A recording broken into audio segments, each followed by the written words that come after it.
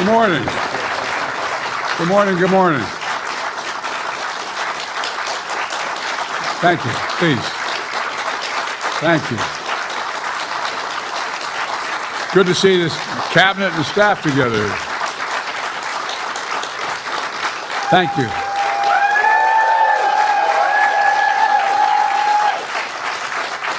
Thank you, thank you, thank you. Please.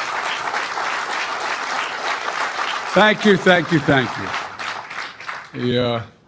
It's good to see you all, particularly good to see my granddaughter sitting in the front row here. Hi, Finn, how are you, honey? For over 200 years, America has carried on the greatest experiment in self-government in the history of the world. And that's not hyperbole, that's a fact. We're the people. The people vote and choose their own leaders, and they do it peacefully. And we're in a democracy. The will of the people always prevails. Yesterday, I spoke with President-elect Trump to congratulate him on his victory.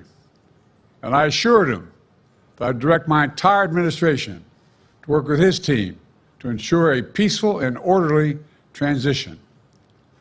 That's what the American people deserve. Yesterday, I also spoke with Vice President Harris. She's been a partner and a public servant. She ran an inspiring campaign, and everyone got to see something that I learned early on to respect so much, her character. She has a backbone like a ramrod. She has great character, true character. She gave her whole heart and effort, and she and her entire team should be proud of the campaign they ran. You know, the struggle for the soul of America, since our very founding, has always been an ongoing debate and still vital today. I know for some people, it's a time for victory, to state the obvious. For others, it's a time of loss. Campaigns are contests of competing visions.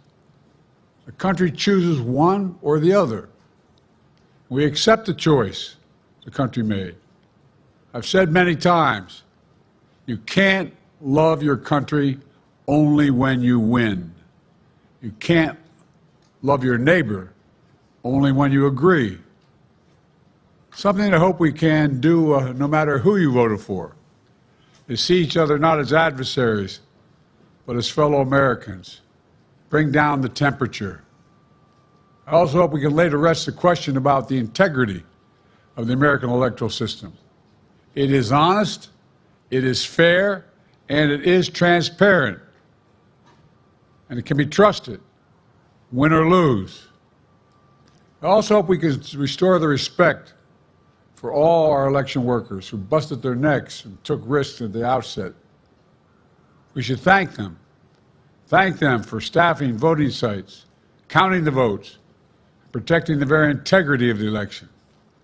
Many of them are volunteers who do it simply out of love for their country.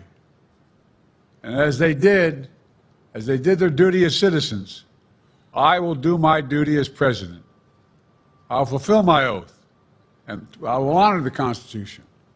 On January 20th, we'll have a peaceful transfer of power here in America. To all our incredible staff, supporters, cabinet members, all the people who've been hanging out with me for the last 40 years, God love you, as my mother would say. Thank you so much. You put so much into the past 4 years. I know it's a difficult time. You're hurting. I hear you and I see you. But don't forget all that we accomplished. It's been a historic presidency. Not because I'm president, because what we've done, what you've done. A presidency for all Americans. Much of the work we've done is already being felt by the American people, but the vast majority of it will not be felt over the next 10 years. We have legislation we passed that's just only now just really kicking in. We're going to see over $1 trillion worth of infrastructure work done, changing people's lives in rural communities and communities that are in real difficulty, because it takes time to get it done. And so much more it's going to take time, but it's there. The road ahead is clear, assuming we sustain it. There's so much we can get done and will get done based on the way the legislation was passed. And it's truly historic. You know, we're leaving behind the strongest economy in the world. I know people are still hurting, but things are changing rapidly. Together, we've changed America for the better. Now we have 74 days to finish the term, our term.